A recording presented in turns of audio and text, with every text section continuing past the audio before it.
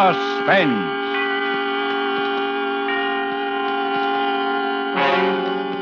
Autolite and its 96,000 dealers present Mr. Ray Milland in Pearls Are a Nuisance, a suspense play produced and edited by William Spear.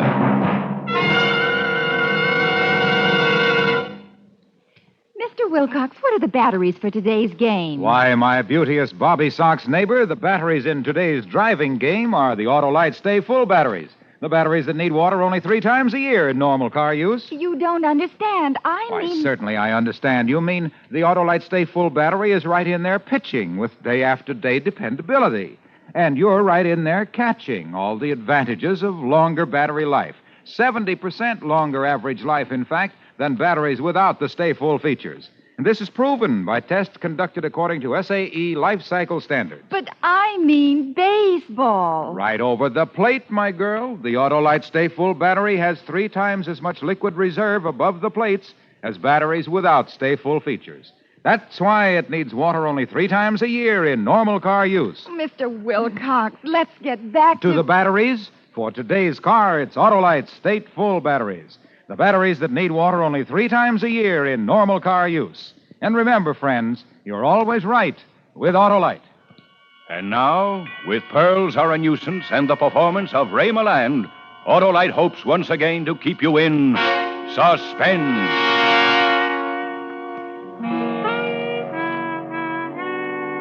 It's quite true I wasn't doing anything that morning, except looking at a blank sheet of paper in my typewriter and thinking about writing a letter. It's also quite true that I don't have a great deal to do any morning, but I like not doing anything. It gives me something to do. And I don't like telephone calls that interfere with it. That's why I have 2 telephones. One, a public phone that I can ignore, the other, a private phone, which I'd better answer if I know what's good for me, and I do. What'd you say, darling? I said good morning, dear. How are you, darling? Busy? Yes and no. Mostly no. Why? Somebody has stolen Mrs. Penruddock's pearls, and I want you to find them. Stolen pearls? Well, possibly you think you have the police department on the line. This is the residence of Walter Gage. Walter Gage speaking. If you aren't here in less than a half an hour, you'll receive a small parcel by registered mail containing a diamond engagement ring. I'll tell Mr. Gage when he comes in.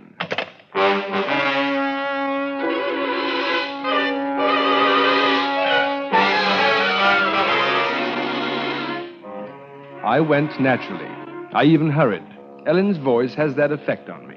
I think it's the way she says... Walter, darling. Yes, Ellen? Mrs. Penruddock's pearl necklace has been stolen. So you said on the telephone. My blood pressure remains normal. It's a string of 49 matched pink pearls that Mr. Penruddock gave his wife on their golden wedding anniversary. Only 49 pearls for 50 years of marriage. I wonder which was the bad year. Oh, shut up, darling. Yes, dear. The worst part of it is the pearls are false. False? Evidently, they were all bad years. Don't be silly, Walter. I have a very simple solution for you. Call the police. Be quiet, darling. Yes, dear. The pearls were real enough when Mr. Penruddock gave them to her. The fact is, she sold them through an old friend of hers in the jewelry business, and he had copies made for her. Those copies had been stolen. Ah. If she tells the police, Mr. Penruddock's sure to find out she sold the real ones. So you've got to get them back, Walter. What does it matter if they were false? Well, she's terrified that the thief will blackmail her when he finds out they're only imitations.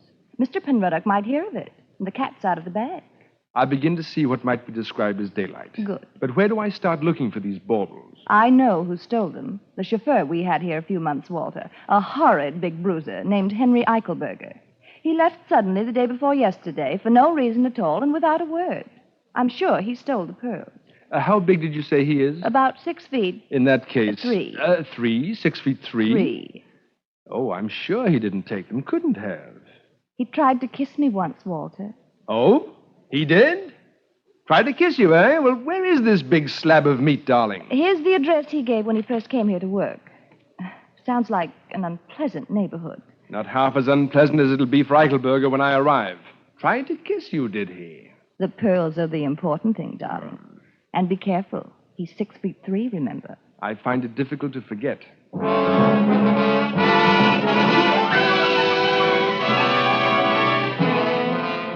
Eichelberger's address proved to be a seedy-looking hotel upstairs over a Chinese laundry. At the head of the stairs was a door marked manager. I rang the bell. Pull up, Bud. Roll. I'm not inquiring for a room. I am looking for one Henry Eichelberger, who I'm informed lives here. Down the hall, Jack, 218. Have the kindness to show me the way. Oh, well, what do you know? A duke, no less. Okay, your lordship. Pick up your feet, eh?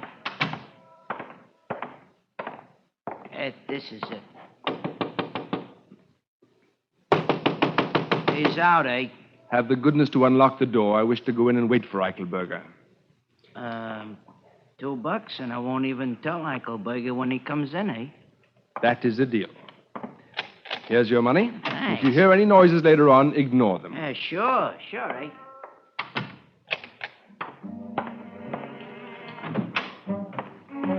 I searched all the likely places where he might have hidden the necklace. Then I searched all the unlikely places. No necklace. Then I heard someone at the door. How'd you get in here, Sonny? The explanation of that can wait. I am looking for one Eichelberger. Are you he? Get you a real comedian. Wait till I loosen my belt before you make me laugh. My name is Gage, Walter Gage. Are you Eichelberger? Give me a nickel and I'll tell you. I'm the fiancé of Miss Ellen McIntosh. I'm informed that you tried to kiss her. What do you mean, try? I hit him rather severely in the left eye. Then the right. Then I gave him a crushing uppercut to the jaw. He looked at me with an air of patient resignation. Oh, well. And then he hit me. Oh.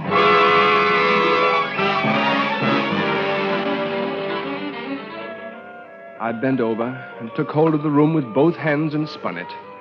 When I had it nicely spinning, I gave it a full swing and hit myself on the back of the head with the floor. I believe I lost consciousness at about this point. At any rate, I was no longer aware of the time of day.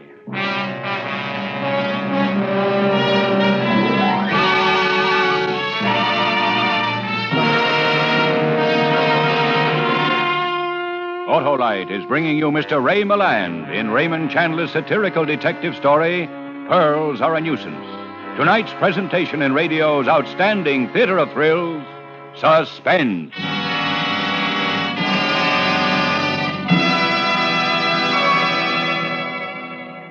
See now, a pinch hitter is a substitute. Ah, but there's no substitute for that famous Autolite Stay Full battery, the battery that needs water only 3 times a year in normal car use. Mr. Wilcox, we weren't discussing those batteries. Why, Dora, they're the batteries for today's car. This power-packed Autolite Stay Full battery has a fiberglass retaining mat protecting every positive plate to hold the power-producing material in place and lengthen battery life. Why, recent tests conducted according to SAE life cycle standards prove that the Autolite Stay Full battery gives 70% longer average life than batteries without the Stay Full feature. Oh, I give up.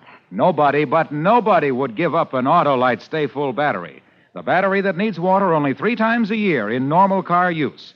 That marvel of engineering know-how has 3 times as much liquid reserve above the plates as batteries without Stay Full features. That's why the Autolite Stay Full battery needs water only 3 times a year in normal car use. So, friends, see your Autolite battery dealer and have him install an Autolite Stay Full battery in your car. And remember, you're always right with Autolite. And now, Autolite brings back to our Hollywood soundstage Ray Milland as Walter Gage with Hal March as J. Henry Eichelberger in Pearls Are a Nuisance, a muscular drama replete with situations well calculated to keep you in suspense. While I was thinking about the possibility of getting back to my feet in the very near future, a wet towel began to slap at my face, and I opened my eyes. Attaboy. The face of one Henry Eichelberger was very close to mine. I thought maybe you was killed, Jack. You got a stomach as weak as Chinese tea. Oh, what happened? As if I didn't know. You tripped on an itty-bitty tear in the carpet. Feel like getting up? Here. Oh, thank you, Henry. May I call you Henry? There's no tax on it. You look okay now. Why don't you tell me you was sick? Eichelberger, you swine. That does it. Oh, cut it out, will you? You muss my hair. I wish you'd fall down when I hit you, Henry. Just once. It would work wonders for my morale. You and me could get along, Jack. Look, I never kissed your girl, even if I ain't saying I wouldn't like to. Is that all that's eating on you? No, there is another matter. Well, sit down and tell me the score. Only no more haymakers. They give me a headache. Promise? I promise. Tell me, why did you leave the employ of Mrs. Penruddock? Well, you tell me. Am I what you might call a good looker? Well, But don't Henry... soap me. No. I wouldn't call you handsome exactly, but unquestionably you ate your spinach as a child, if that's a consolation. Get you a real comedian. Wait till I loosen my belt. Look, suppose you fell for a doll with stars in her hair. A guy like me that looks like a taxi going down a street with both doors open. And suppose you get a job where you see this doll all the time and every day. And no, it's no dice. What would you do, Jack? Me, I'd just quit the job. Ellen? Yeah. Henry, I'd like to shake your hand. Go ahead. Now, there's one more thing. I am empowered to arrange for the return of Mrs. Penruddock's pearls, which you have no doubt stolen. Oh, you got nerve, Jack. You think I stole some marbles and I'm sitting around here waiting for a flock of dicks to swarm me. The police have not been told, Henry, and you may not be aware that the pearls are false. False? You mean they're false? Exactly.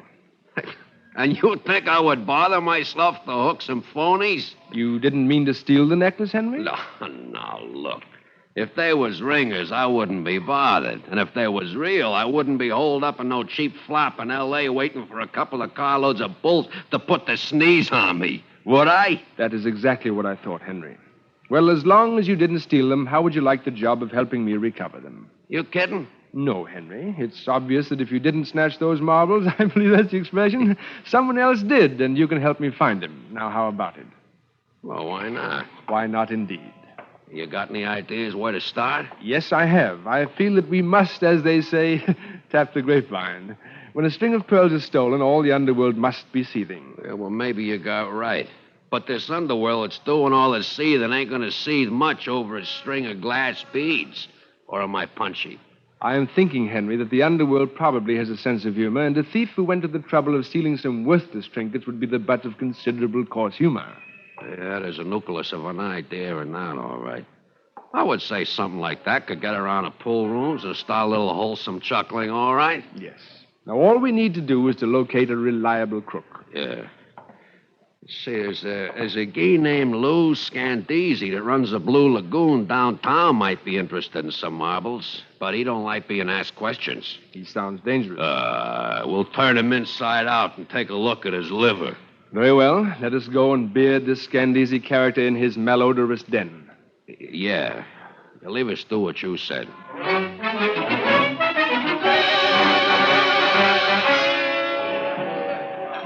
Mr. Scandisi's Blue Lagoon was not difficult to find. It was a rather soiled establishment bathed in an unpleasant blue light. Henry and I went through a small, dim dining room to a door marked private. Wasn't it awful? We didn't even knock. You Scandisi? Who wants to know? Me and my friend here wants to talk to you. So talk, I'm listening. It's about some pearls. 49. Is that right, Walter? Quite right. I don't think I heard about him. Try and remember. Maybe if I pulled off one of your ears, it might help. Oh, well, now, Henry, you seem to be doing all the work. Do you think that's quite fair? Okay, Walter, you wake him over. These fat guys bruise something lovely. Look, take it easy. I ain't heard nothing. You guy's insurance man, huh? Give him my card, Walter. This is my personal card. It has my phone number on it. Okay, thanks. You may be surprised. You may get a call. What do you think, Walter? You think this muzzler is leveling with us? I dare say he wouldn't be above telling us an untruth. Get you a real comedian while I loosen my belt. You giving us a straight good, Scandisi? Straight goods, absolute. We'll cooperate. I'll bet you get a call. Okay. So long, Scandisi.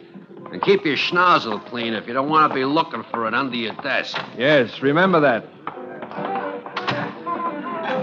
Well, what now? I think we've done an adequate day's work, Henry, and the procedure would seem to be for me to go home and wait for the telephone to ring, bearing glad tidings from the underworld. What about me? I would suggest that you wend your way homeward also.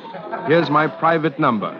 Call me in the morning, after you do your sitting up exercises. Get you a real comedian.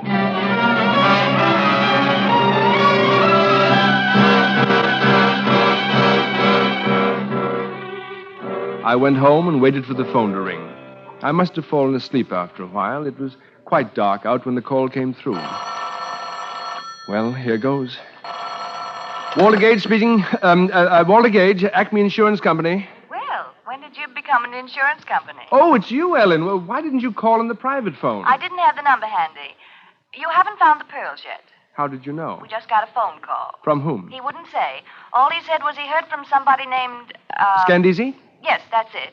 That we were looking for the pearls. Has he found out the pearls are false? No, and I didn't tell him. All right. Now, don't worry. We have an idea how to get them back.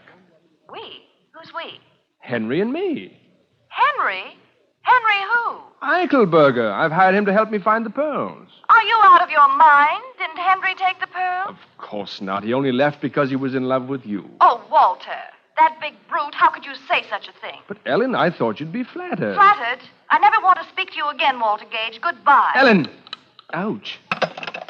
Women, I sometimes wonder. Oh, honey, I'm so glad you called back. Now, listen, darling. Who are you calling honey, sweetheart? Who is this? Never mind. Your name Gage? Yeah. A guy named Scandisi says you're looking for some oyster fruit. And a frail named McIntosh says you're the guy to talk to. Possibly. Well, I got 49 of them. Pink ones. $5,000 the price. Why, that is entirely absurd. Those pearls happen to be false. Quit your kidding. You heard me. 5 G's. I'll give you until tomorrow afternoon to scrape it together. Then I'll call you and let you know where to meet me.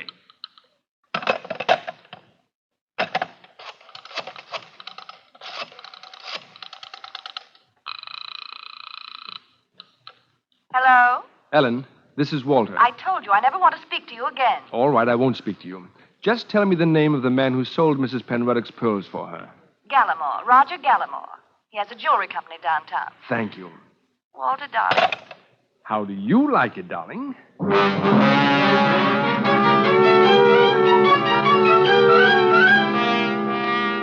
I went to see Mr. Gallimore. He was a tall, pink man of about 70, and he listened to my narrative of events with considerable interest. 5,000 seems like a great deal of money for a string of false pearls. Yes, indeed. That, Mr. Gallimore, is why I came to see you.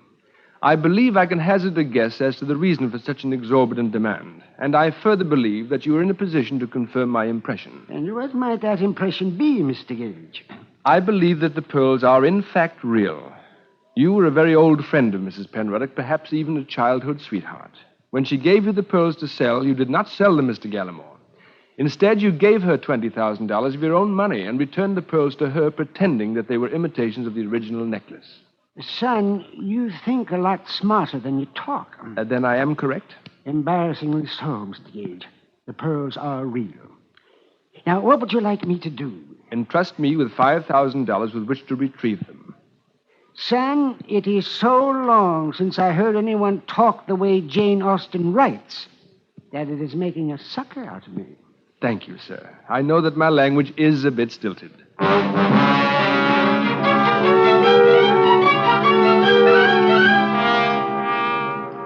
And so, Henry, Mr. Gallimore gave me this check. You mean he gave it to you? 5,000 fish, just like that? You have said it. Kid, you got something with that daisy chain chatter of yours. Thank you, Henry. At any rate, all that now remains is for the phone to ring. Aha. You can say that again. Aha. Hello? Gage? Yes, who is this? Yes. You got the money? It's in my pocket at this exact moment. If I have any assurance of honorable treatment, I am prepared to go through with it. Okay. Tonight at 8 sharp, you'll be in Cathedral Park. You got that? Yes? At the end of the dirt road. Be there at 8 sharp. Come alone. No guns, no funny business, no smart work, no slip-up, and nobody hurt. That's the way we do business. Very well. Oh, one last thing. Where did you get my phone number? From Scandisi? Who else? 8 o'clock, then. And no tricks. That is very interesting. What? The telephone. Yeah. Hooray for Alexander Graham, what's his name? But what did that guy say? Oh, yes, it's all arranged. I am to meet them tonight all by myself and give them the money. All by yourself, huh? Get you a real comedian. Wait till I loosen my belt. But they'll take the dough and leave you laying there bleeding all over yourself, and they'll still have the marbles. I ought to go with you. Henry, it is my duty, and I must brave these monsters in human guise alone and unattended.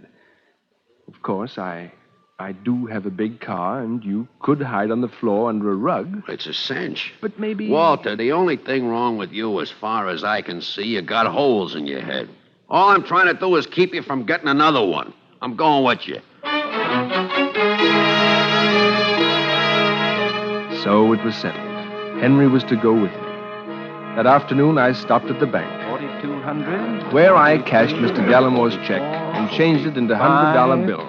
4,600, 47, 48. You counted as though it were your own. 5,000. 5,000. Now, a roll of quarters, please. A roll of quarters, please. There's an echo in here. Leave them in the wrapper. Quite heavy, aren't they? Yes, aren't they?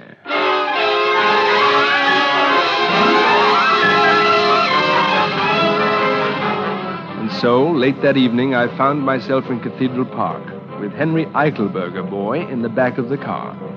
I was very nervous. I think Henry was also. Neither of us were any too sure of what was going to happen that night. Oh, my back. What's the matter, Henry?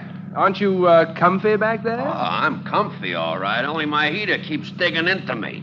Ain't we there yet? We're getting close. Now stay down. This is business.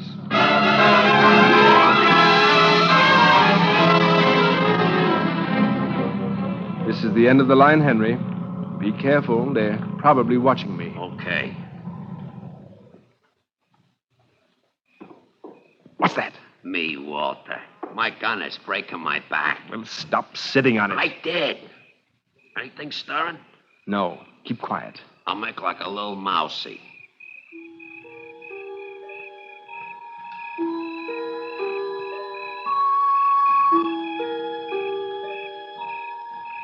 Don't you think we've waited long enough, Henry? Well, we only been waiting 15 minutes.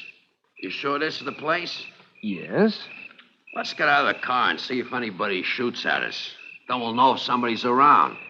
That seems to me the difficult way of finding out, but let's try it, as I personally feel sure that there is no one here but you and I.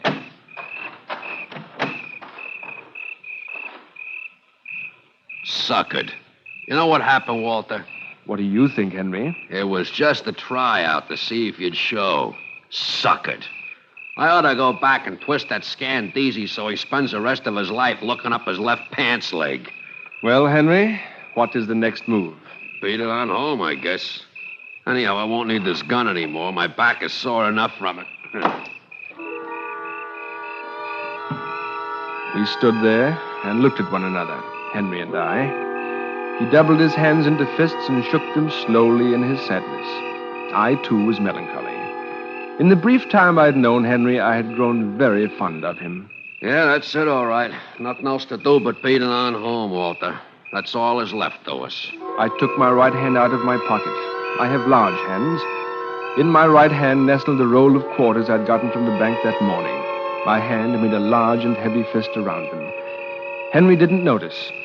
What are you looking at me so funny for, Walter? I just wanted to say good night, Henry. Huh? You had 2 strikes on me, and this is the big one. I don't get it, Walter. Oh! He got it then.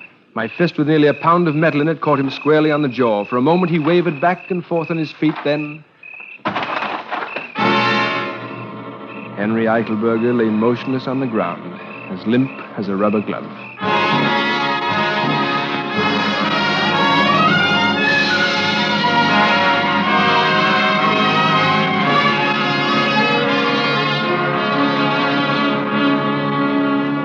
I found the pearls twined around his ankle inside his left sock.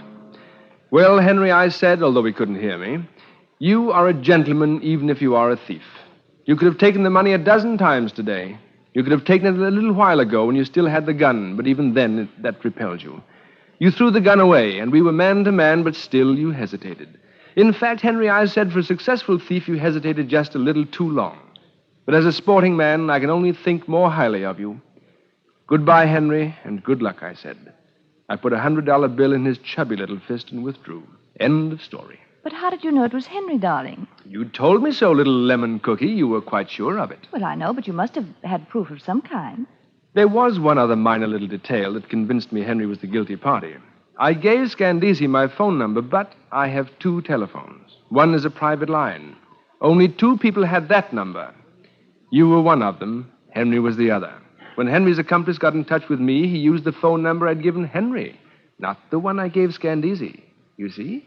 Oh, darling, you're so clever. Oh, of course. You may kiss me if you like.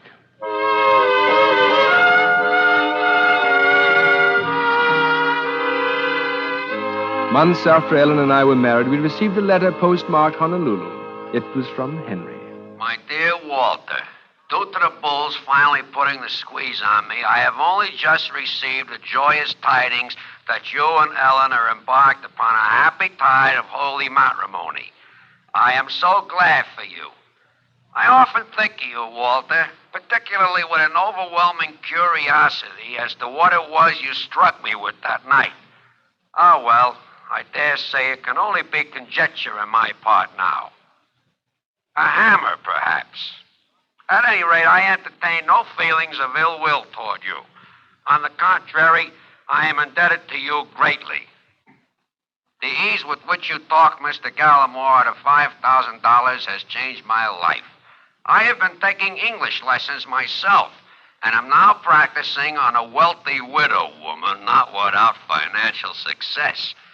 Ah, toujours les sport. Devotedly, Henry. P.S. Was it perchance an anvil? I wonder. You know, Henry wasn't such a bad fellow. All I really disliked him for was his barbaric English. Now he's changed that. Maybe I should have married him. What do you think, Walter? Get you, a real comedian. Wait till I loosen my belt.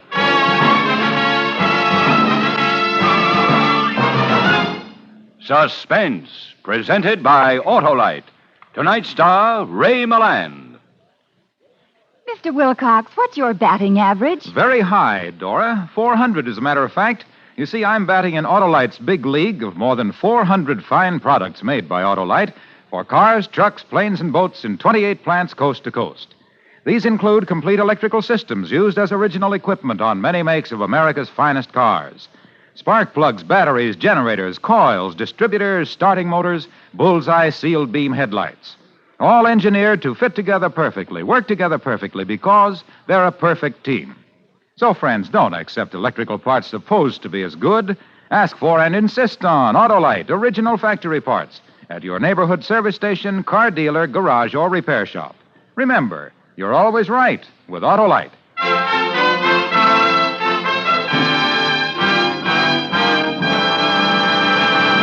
Next Thursday for Suspense, our star will be Agnes Moorehead. The play is called The Chain. And it is, as we say, a tale well calculated to keep you in suspense.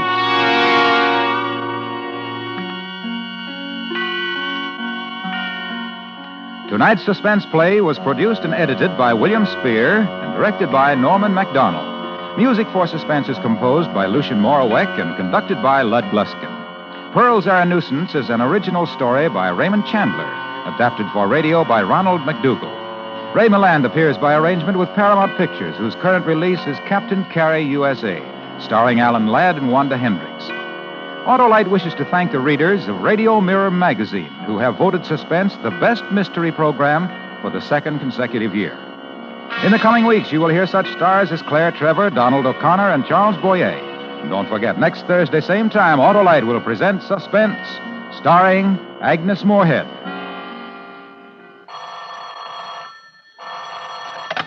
You can buy Autolite stateful batteries, Autolite resistor or regular spark plugs, Autolite electrical parts at your neighborhood Autolite dealers. Switch to Autolite. Good night. This is CBS, the Columbia Broadcasting System.